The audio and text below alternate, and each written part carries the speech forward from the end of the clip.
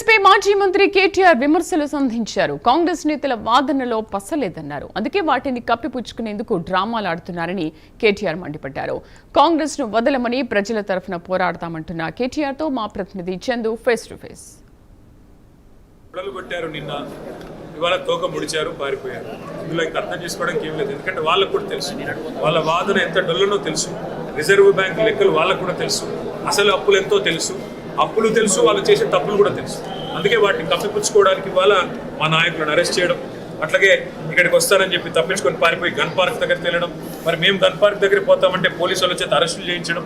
అందుకే నేను అనేది, శాతగాని వాళ్ళకి మాటలు ఎక్కువ, చెల్లని నాణ్యానికి చెల్లని రూపాయి గీతలు ఎక్కువ అని. అట్లా వాళ్ళ మంత్రులు, ముఖ్యమంత్రి గారి వ్యవహారం ఉంది. వాళ్ళు ఎన్ని కథలు పడ్డారు, వాళ్ళని మాత్రం వదిలిపెట్టం.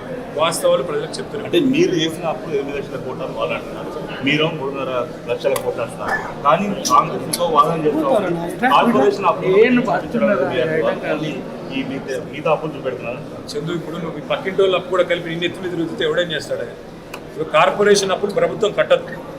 ప్రభుత్వం గ్యారంటీలు ఇవ్వని వాటిని కూడా మరి మా ఖాతాలో రూపుతామంటే మీరు నేను కాదు కదా చెప్పేది, కాంగ్రెస్కి లేకపోతే కేటీఆర్, రేవంత్ రెడ్డి కాదు కదా చెప్పేది. చెప్పాల్సింది ఎవరు అంటే రిజర్వ్ బ్యాంక్ ఆఫ్ ఇండియా. ఒక రాష్ట్రం యొక్క అప్పు ఎంత, తలసరి ఆదాయం ఎంత, వాళ్ళు సృష్టించిన సంపద ఎంత, వాస్తవం ఏంటి? 4.5 లక్షల కోట్ల సంపద ఉన్న తెలంగాణని 17 లక్షల కోట్లకు తీసుకెళ్ళింది కేసీఆర్ ప్రభుత్వం. నెలకు 4,000 కోట్ల ఆదాయం ఉన్న తెలంగాణని 18,000 కోట్లకు తీసుకెళ్ళింది కేసీఆర్ ప్రభుత్వం. అట్లాగే 72,000 కోట్ల అప్పుతో ప్రారంభమైంది. 3,50,000 కోట్ల కాడ మేము దిగిపోయిన నాడు అప్పు ఉంది. అంటే ఎంత మేము చేసింది? 2,80,000 కోట్ల అప్పు. సంవత్సరానికి 25,000 కోట్లు. ఏం కేసీఆర్ అప్పు చేసి ఏం చేశారంటే కాళేశ్వరం కట్టిండు. ఏం చేశారు? కరెంటు సమస్యలు తీర్చిండు. ఏం చేసిండు? 73,000 కోట్లు రైతు బంద్ చేసిండు. ఏం చేసిండు? 14 లక్షల ఆడబిడ్డలకు పెళ్లిళ్ళు చేసిండు, ₹1,00,000 ఇచ్చి. ఏం చేసిండు? 200 పెన్షన్ 2,000 చేసిండు. నేను ఇట్లా 100 చెప్తా. రేవంత్ రెడ్డి ప్రభుత్వం 4 లక్షల కోట్లు అప్పు చేసింది ఇప్పటివరకు. ఏం చేశారు చెప్పండి నాకు ఒక పని. పలానా పని మేము చేశాము. కనీసం యూరియా ఇచ్చే తెలివి ఉందా? రైతు బంద్ చేసే ముఖం ఉందా నీకు? రుణమాఫీ అన్న సంపూర్ణంగా చేసినావా? అందుకే నేను అనేది, శాతగాని వాళ్ళు ఎక్కువ మాట్లాడితే మంచిగా ఉండదు. గన్ పార్క్ కాదు మీరు ఉండాల్సింది, జూ పార్క్లో ఉండాలి ఈ మంత్రులు, ఆ ముఖ్యమంత్రి. అందుకే చెల్లని నాణ్యానికి గీతలు ఎక్కువ అన్నట్టు వీళ్ళకు మాటలు ఎక్కువ, పని తక్కువ. అంటే బీఆర్ఎస్ చేసినటువంటి అప్పులకు వడ్డీలు కడుతున్నాం అంటే మీ ప్రభుత్వ హయాంలో. కాబట్టి రాష్ట్రం అంతా కూడా దివాలా తీసింది, అది మేమంతా అప్పులు కట్టుకుని తిరుగుతున్నాం అన్నమాట ముఖ్యమంత్రి. అదంతా తేల్చడానికే మంత్రి గారు వస్తారంటే కాగితాలు పెట్టుకుని రెడీగా ఉన్నాం మేము. కంట్రోలర్ అండ్ ఆడిటర్ జనరల్ లెక్కల ప్రకారం నెలకు ఎన్నడూ కూడా కాంగ్రెస్ ప్రభుత్వం 2,300, 2,400 కోట్లు దాటి కట్టలేదు. సంవత్సరానికి కూడా 25,000-26,000, మాక్సిమం 30,000 కంటే ఎన్నడూ కట్టలేదు, 30,000 కోట్ల కంటే. కానీ వాళ్ళు చెప్పే మాటలు నెలకు 7,000 కోట్లు కడుతున్నాం, 9,000 కోట్లు కడుతున్నాం. అంటే నోటికి ఎంత వస్తే అంత ఇష్టం వచ్చినట్టుగా మాట్లాడడం, నోరేసుకొని బతకడం నేర్చుకున్నారు. వాస్తవాలు బయటపడతాయని ఇలా ముఖం చాటేసినారు. నేను అందుకే అంటున్నా, తోడ కొట్టడం ఎందుకు, తోక ముడవడం ఎందుకు? ఎవడు మిమ్మల్ని ఆపింది ఇక్కడికి వస్తుంటే? మేము రెడీగా శాలువాలు దండలు రెడీ చేసి పెట్టుకున్నాం. గౌరవ మంత్రి గారు వస్తున్నారు, స్వాగతం చెప్దామని. పారిపోయింది మీరు. ఏం చెప్పాలి అంతకంటే? సాక్ష్యం ఏం కావాలి? అసెంబ్లీలో చర్చ చేద్దాం, కేటీఆర్, హరీష్ రావు కేసీఆర్ని తీసుకొని రావాలి అసెంబ్లీకి అంటున్నారు. వీళ్ళ మొహాలకి మేము చాలు. వీళ్ళకి నిజంగా చెప్పాలంటే జూపల్లి కృష్ణారావు గారికి మా బీరం హర్షవర్ధన్ రెడ్డి చాలు, రేవంత్ రెడ్డి గారికి మా పట్నం నరేందర్ రెడ్డి గారికి చాలు. కేసీఆర్ స్థాయి కాదు వీళ్ళది. ఏదో భాగ్యలక్ష్మి బంపడ్రా లాగా అబద్ధాలు చెప్పి 420 అబద్ధాలు చెప్పి ప్రజలను మభ్యపెట్టి ఇవాళ అధికారంలో వచ్చి కూర్చున్నారు. దోపిడీ ఒక్కటే మీకు తెలుసు.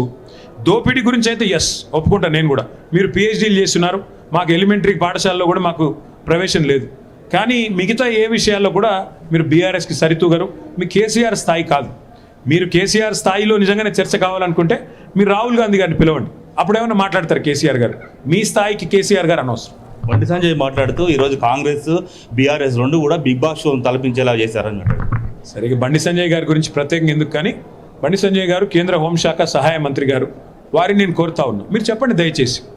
పొంగులేటి శ్రీనివాసరెడ్డి గారి ఇంటి మీద జరిగిన ఈడీ రైడ్ ఏమైంది? ఎందుకు ఇంతవరకు కేసులు పెట్టలేదు? ఏం దొరికింది ఎందుకు చెప్పట్లేదు?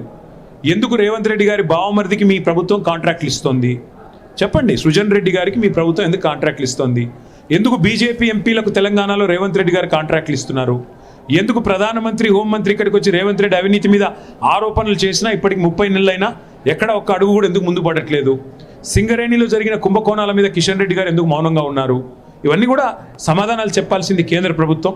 సమాధానాలు చెప్పాల్సింది ఇవాళ జాయింట్ వెంచర్ గవర్నమెంట్ నడుపుతున్న ఆర్ఎస్ బ్రదర్స్.